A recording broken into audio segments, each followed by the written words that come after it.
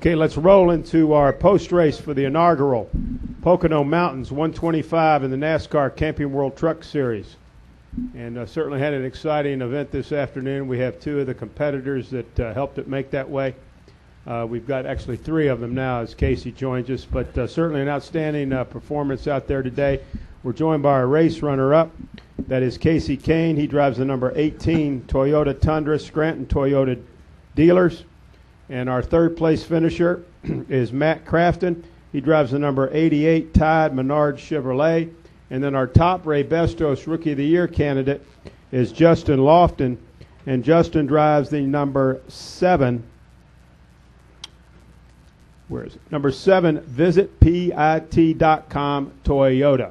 So let's hear from our race runner-up right now, Kasey Kahne. Certainly your thoughts about racing here for the first time in the truck series at Pocono, Kasey.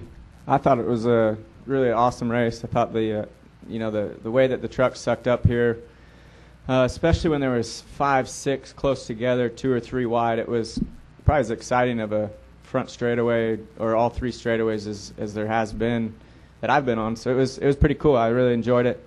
Hopefully the trucks come back next year and race more laps. I think this race should be a little bit longer. That would even, make it better.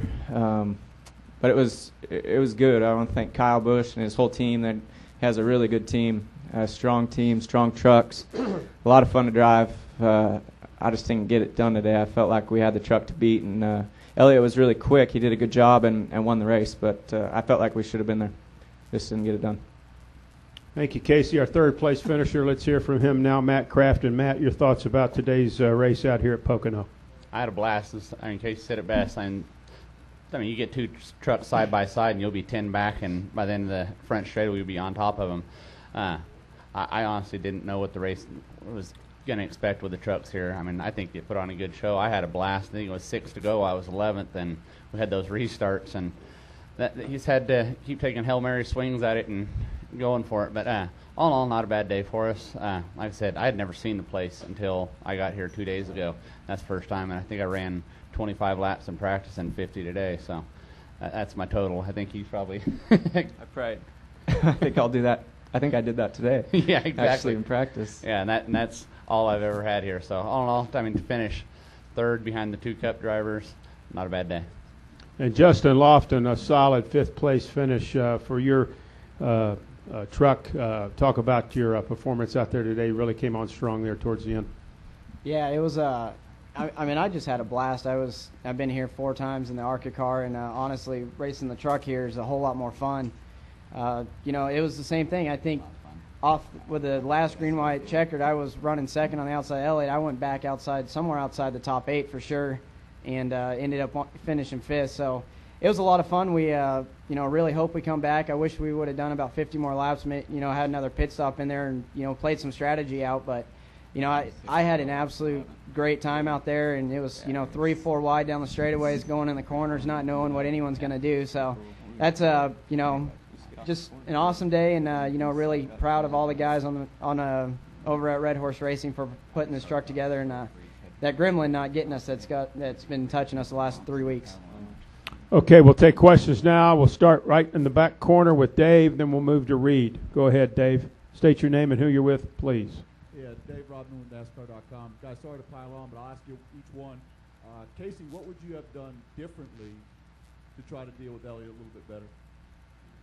Cleared me. Well, it's just about when you get in position. When I restarted in the front,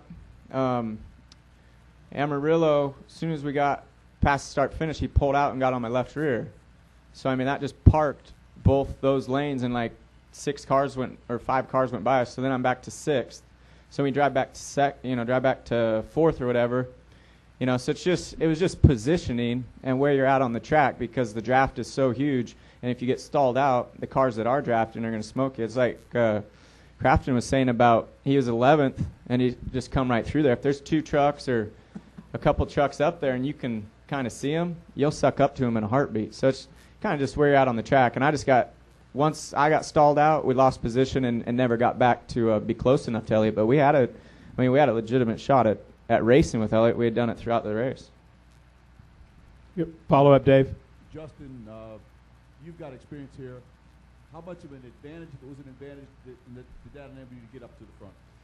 Where we really saw the advantage was when we unloaded here. I brought Mark was my crew chief last year, and when we unloaded here, we knew what to expect. And so, the minute we showed up to the racetrack, I felt we were ahead of a lot of the guys, and I almost might have been up there, above some of the guys that haven't seen it, but right below Kasey and all the rest of the Cup guys. So it really helped me out. I knew what to expect, and if you watch the race, how I kind of just progressed through, and we really made a really good adjustment at the only pit stop and really got our truck working. And I just messed up on the end of it, and I think we would have kind of got up there and at least probably would have posted a top 3 finish.